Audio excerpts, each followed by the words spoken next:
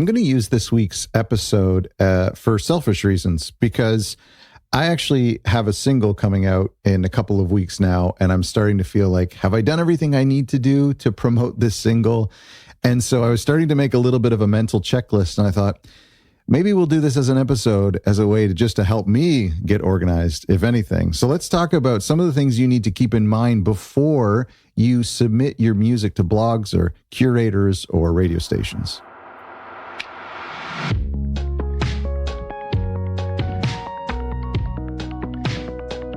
Hello and welcome back to a new episode of Other Record Labels. I'm your host, Scott Orr, where we talk about the art and culture of running an independent record label. We're going to talk today about some of the things you need to keep in mind before you submit your music to blogs, curators, that's like playlist curators, third-party playlist curators, maybe even Spotify editorial playlists, influencers, as some people are doing that now, paying or submitting music to YouTube channels, YouTubers, and TikTok accounts, influencers, Instagram influencers to use their music in videos, etc.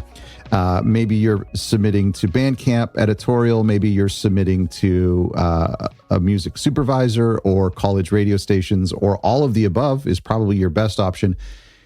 There's 5 things I want you to keep in mind. There's kind of 5 steps that I want you to follow, and that's what we're going to talk about today. And like I said in the intro, this is meant to really help me because I got a single coming out in a couple of weeks, and I think I'm pretty good. I've followed my own rules because this is something I've been working on for the past 6 or 7 months, and so I think I've been ahead of the game, and I have everything I need. But as I get closer to release day, I start to get less and less. I don't know. There's something about it. I get less and less organized, more and more scared that I haven't done anything. And then I kind of just stop doing anything at all. Let me know if you resonate with that. It's just like, it feels like it gets more and more overwhelming as you get to release date, and you start to just feel like, let's just see what happens. Let fate or luck take control. And so I want to encourage you to not do that. And there's a couple things I want to help you in this process.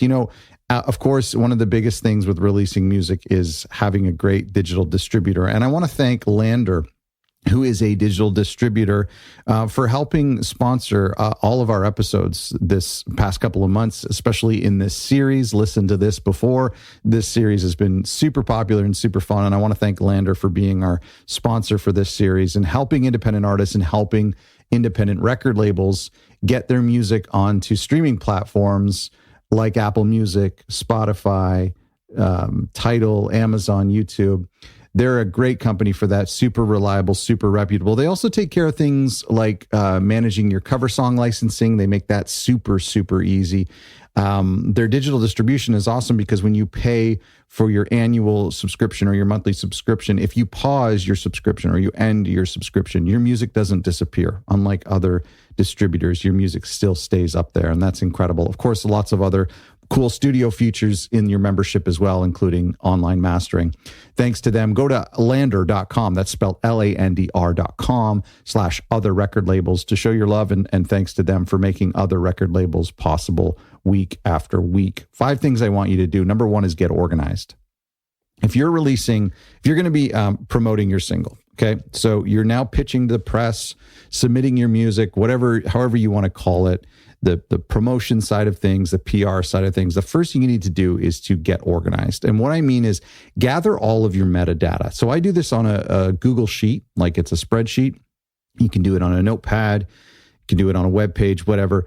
Basically, I need to know the track title or the album title, the artist, the catalog ID, the barcode number. I have a Google Doc of all of the lyrics of the song, just the song, or if it's an album of songs, I have one Google Doc for all of the lyrics. I have a Dropbox link for the press photo. I have in my Google Docs is like ISRCs for each song, or if it's just the one song. I have things like BPM and key and songwriter information, as much metadata as you can have. There's no amount of metadata that's too much in this case, and I keep it all organized in a spreadsheet. Now you might be thinking, well, who wants all that information? Why do I need to have all that information? This is just for you and the artist manager to have on file, because I'll tell you what, during a campaign, somebody's like, hey, we want to feature this track. Do you have the ISRC? We're going to put it on a compilation. So you need to scramble and get that. And so if I have that in a centralized Google Sheet document, then I'm in good shape. A lot of times people say, we need the lyrics for this. Please send us a link that contains the lyrics. I've got that on file. And when I have these in my Google folders or in my Dropbox links, if I'm standing in line at a coffee shop and I get this email, somebody says, we need the lyrics right away, or we need a WAV file. We need the download link to the WAV file or the MP3 or the album cover, or the press photo. I have those links. They're all in my Google Sheet document or in my Dropbox in a folder. So I've been organized ahead of the release. So if I'm standing in line, somebody emails me or Facebook DMs me and they need something, I can just copy the link from Dropbox and send it to them. And there's no delay in me getting a press photo to somebody. Because here's what happens.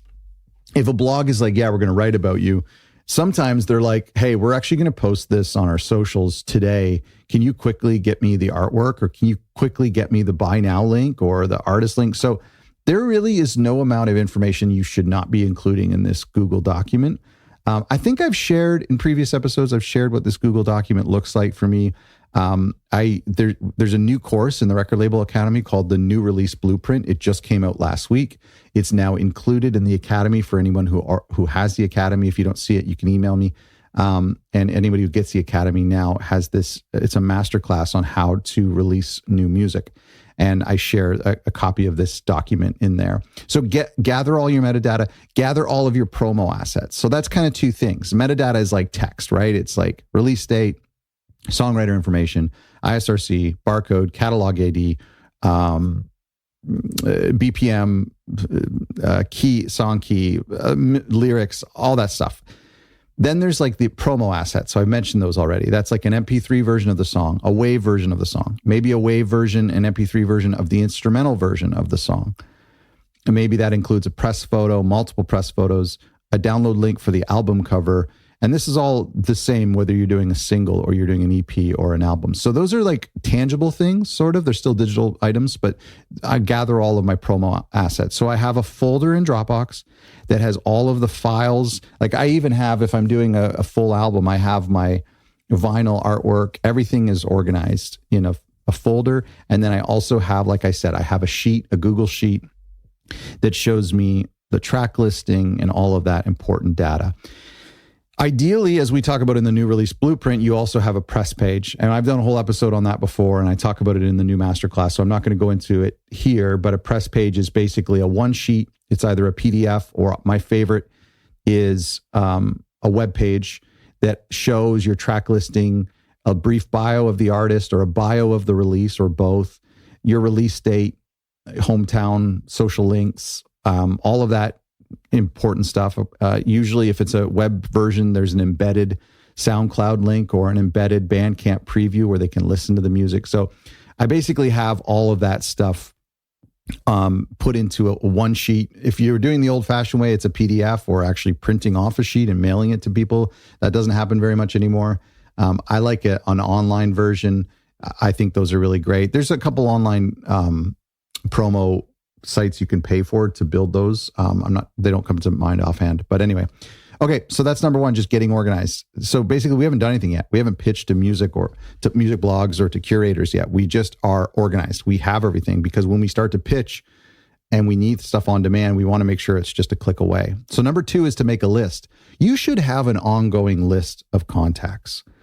Now, if you're brand new to this, that list starts with no one, or it starts with the one hometown college radio station that you know of, or it starts with that one friend who you know has a great Spotify playlist and they update it regularly. I would say you should have an Excel sheet. Again, I share a template of this in the New Release Blueprint, but you should have a spreadsheet that's kind of organized by like radio station programmers, social media influencers, traditional blogs, newspapers, music magazines and publications, if there are still any. What else am I thinking? Music supervisors, other key people in the industry that you might want to send your stuff to. So you can organize your Excel sheet by which type of person they are. We're going to talk about why this should be an organized document per campaign and moving forward. We'll talk about that a little bit later. But in the meantime, we're just going to start making a list. And I think of this list in two ways. I think of it, first of all, it's my press list. It's my list of people who I send my music to, super hyper relevant, people who I know will appreciate the music if they give it a chance. But it's also a to-do list for me. It's like, did I send it to this? There's a YouTuber who has been streaming my music. They're those music YouTubers, and they've been streaming my music for the past 10 or 15 years. They've probably been responsible for giving me almost 2 million streams across my entire catalog. Maybe, they've, on the past like 3 or 4 albums, they've picked up maybe 2 to 4 songs. Like, they don't pick up everything I pitch them. But they've been really great. And so I keep submitting to them over and over. And I have a couple YouTubers like that. And I also have traditional blogs who've been supportive in the past. I have some college radio stations that have been supported in the past, and everything in between. And so I have this just kind of this ongoing list, and I have to, when I have a new single come out or a new album come out, maybe it's been 2 or 3 years since I've pitched to these people. Now, if you're a record label, you're pitching probably on a monthly basis, so they're a little bit more top of mind. But sometimes I have to dig into the archives and go, okay, who was that? Let's say if it's an ambient release and I have a list of ambient, classical or experimental blogs or playlists that feature this type of music. I got to kind of dig into some of the archives of people I've pitched to in the past. So anyway, that's just something that you should have on hand. And so it's not only is it just nice to stay organized with the people that you pitch your music to, but I think of it as a to-do list. So I look at that list and go, did I send it to this person? Did I send it to that person? Oh, I forgot. That person's now at this association. It would probably be a good idea if I were to send it to them. You know what I mean? Don't pay for lists. Don't mass spam. Continue to add to this list. And I think, as we'll talk about shortly, I think this list of contacts can be, you could have a master list for your whole record label. And then maybe you have these sub lists for certain genres or for different campaigns. And so I might have a list of people I'm submitting to for this campaign. And I might have a list of people I submit to for everything. Maybe this, because of this song, has some really good sync potential. I'm doing a bigger focus on sync licensing. Maybe it's got a bit more of a radio focus or a playlist focus. And I'm going a little bit more heavy on using Groover to pitch to playlists because I think this is going to do really well on playlists. So you have to kind of think of it that way. But don't pay for lists, don't spam people. Making this list is about being really intentional. You should be able to look at anybody on this list, whether there's 10 contacts or there's 100.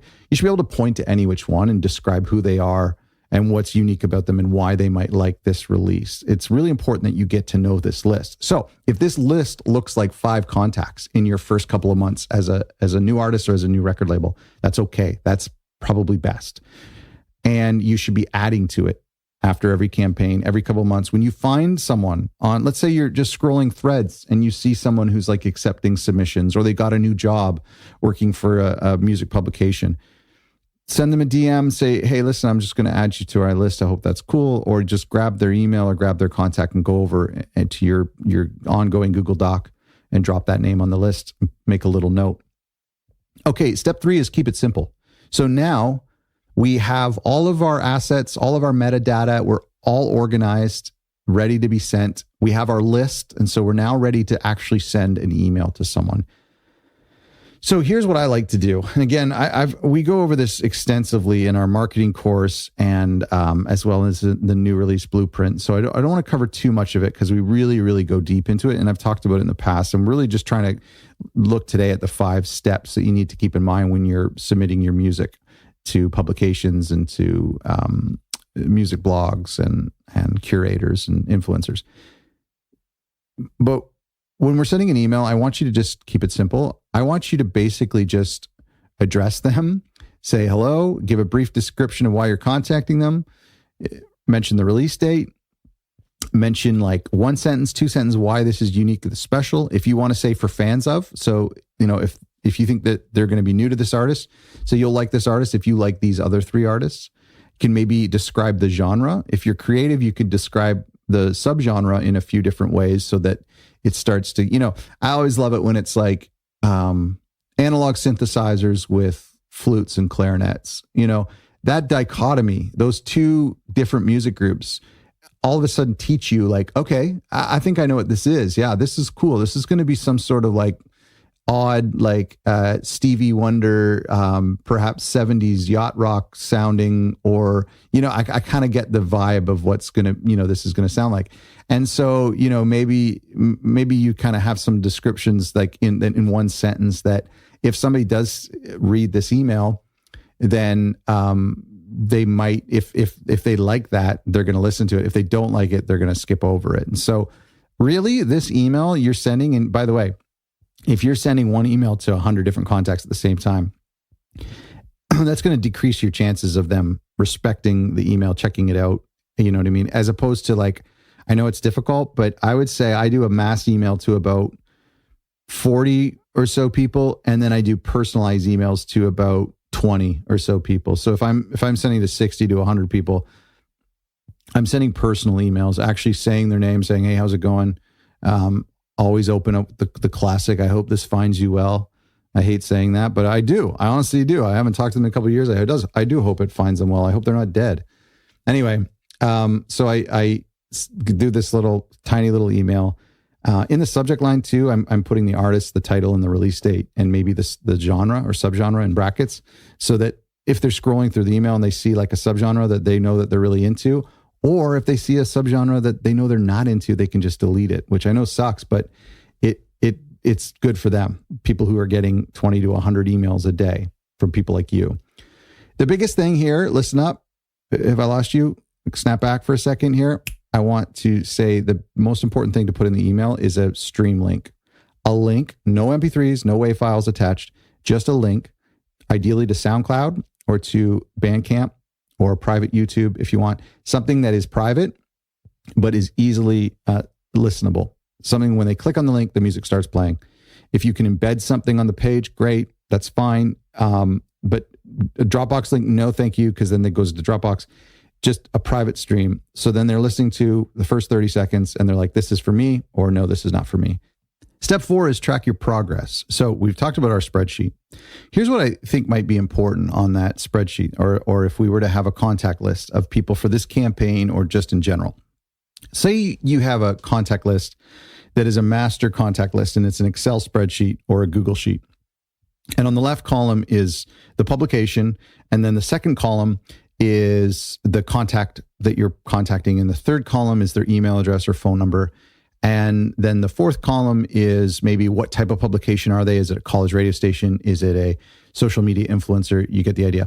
So this is like an ongoing document. What I might do in column number 5 is start to put other campaigns that you've sent to them. So let's say it's Scott Orr's new single that comes out in the fall of 2025. And so that's a column. And I make a little note that says I sent it to them. And then I'm going to kind of track that progress. And so if I get ignored by, let's say I send 100 emails and I'm going to put them all, they're all on my list. And in that column for this single, I've marked that they've all been sent an email being pitched. And let's say of the 100, 80 of them ignore me. So I might put ignored on all of them, on all 80 of them. And then the 20, it's like this person responded and said, no, thanks. This person unsubscribed. This person maybe said, yeah, they're going to share it. Basically what I'm trying to do here, I don't care how you do this. This is just like how I stay organized using Google Sheets. I'm kind of addicted to Google Documents. But anyway, I don't care how you stay organized. My point is that if a blog or a music supervisor or a playlist curator, if they feature your album, they actually go ahead and do the thing we're hoping that they do, and they listen to the music and they respond, they say no or they say yes, we need to document that for the future. Why? Because like in a month from now, if we're pitching our next single from our next artist, or if you're pitching to them a year from now, you can be like, hey, you really supported my last album and I just want to say thanks for that. And, thanks for sharing this album on your blog. And now I have a new album. And chances are they're going to be more receptive to hearing your next album because they've shared your first album. But you might forget about that.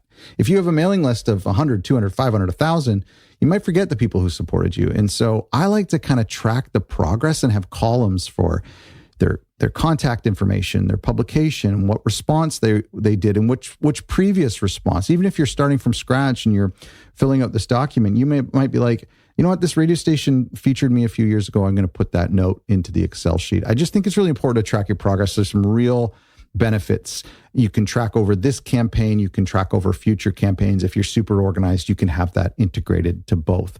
Finally, number 5 is follow up and move on. let's follow up once if you must. I mean, honestly, these people get 20, 50, 100 emails. Somebody told me once they get 200 emails a day from pitches. So there's a really good chance they missed it. So maybe you're going to update your subject line and you're going to say something cheeky or something that might grab attention. I always say Scott or nudes. That's a big one. Star, Scott or nudes. And everyone clicks on that. I'm telling you, man, everybody clicks on that. I'm just kidding. I don't do that. It's worth a shot though. Maybe. I don't know. Is that inappropriate? Maybe. Maybe I'll try it and we'll track the opens. Anyway, just try something new. So yeah, you can follow up if it's important. I wouldn't follow up on an email blast to a bunch of people. But the people that really matter, I might follow up because you know what? The squeaky wheel gets the oil. So maybe they saw it and they're like, oh yeah, I'm a little busy right now. Oh, maybe I'll check it out. So the second email, they check it out. Or maybe again, they got 200 emails that day. You were email 130 and it was just lost in the middle. And then the next time you send it, you get to the very top because you're the last or you're the first or whatever. So it's okay to follow up. I don't follow up more than twice because to me, the people who follow up more than twice to me, they get on my nerves. And I'm like, I'm ignoring you because I'm too busy. I don't have time to respond. I'm sorry. And so if I start to get third, fourth, fifth follow-ups from salespeople, that drives me bonkers. So follow up once if you must. Move on and just wait until the next release to contact them again. So look, chances are, if you got no response from someone, there's a likelihood that they didn't see it. And that's why we're going to follow up once. But there's also a good likelihood that they saw it and it wasn't a good fit or they just didn't like it. I mean, listen, I've got submissions of all sorts and I've even got sales emails from different companies. And sometimes I look at them. A lot of the times I look at them and I'm like, this is not for me. This is goofy. I have no interest in this. And so I delete it. I'm not going to respond to them and say, I'm not going to hire your company for your services. It's spam. But it's not relevant to me. So the chances are if you got no response, it wasn't a good fit for their music publication or they just didn't outright didn't like it. They're subjective and they didn't like it. The other thing to do if you didn't get a response is try this process again. So yes, I said in one way, you're going to resend to these people a month from now with your next release or 3 months from now or a year from now with your next release.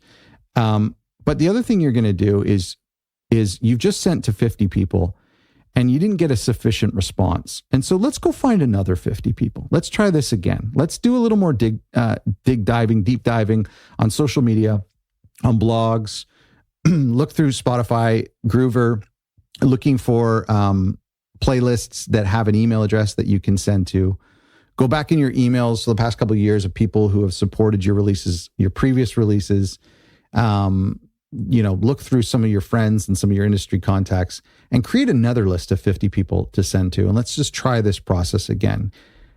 Look, this is probably one of the most loathed jobs in the music industry.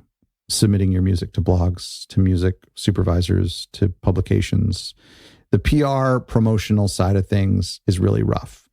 A lot of times when we hire publicists, we're not really expecting them to have more contacts than us or to have a key to the kingdom that we don't have access to. Oftentimes we just want them to do this because it's really hard on our soul to send out emails and not get any replies. The rejection is really rough. And so sometimes we hire publicists just to do this legwork for us because it's so cringe and it's really uncomfortable and it's demoralizing sometimes. So what I'm trying to do today is I'm trying to just help you streamline the process a little bit so that you can just get rejected and move on. Get featured, celebrate, and then move on. So the steps to go back over them is just get organized. Gather all of your metadata and all of your promo assets and your main primary press page into one area so you're ready to go. Then you're going to make a list, or if you already have a list, you're going to update it and get it organized. Then you're going to send the email and you're going to keep it simple. Just an intro, a brief description, the release date, a stream link that they can listen to right away. Maybe a press photo or an album cover photo. If they want more, they'll reply and ask for more. Step 4, we're going to track our progress. We're going to create a spreadsheet or use the spreadsheet that's the same as our press list. And we're just going to update whether we've sent them an email so we don't duplicate a send. If they responded, maybe they said follow up in a couple of weeks, and we need to make sure we do that. And we're going to track this campaign and future campaigns. And then finally, we're going to follow up once if we have to, and then we're going to move on and try again on the next release. When you streamline this process, when you take your heart out of it, you make it more of just a conveyor belt of things you've got to do. I find it to be less demoralizing. Of course, I take it personally, and not just when I'm submitting my own music, which I do a lot, but I take it just as personally when I'm submitting an artist that I love, that I helped produce their record, or that I found and I believe in, and I get a rejection. It hurts just as much, if not more. Let me know if you can relate to that, because this is true for me. Anyway, I hope you found this helpful. Thanks again to our friends at LANDR for sponsoring this series and for sponsoring today's episode.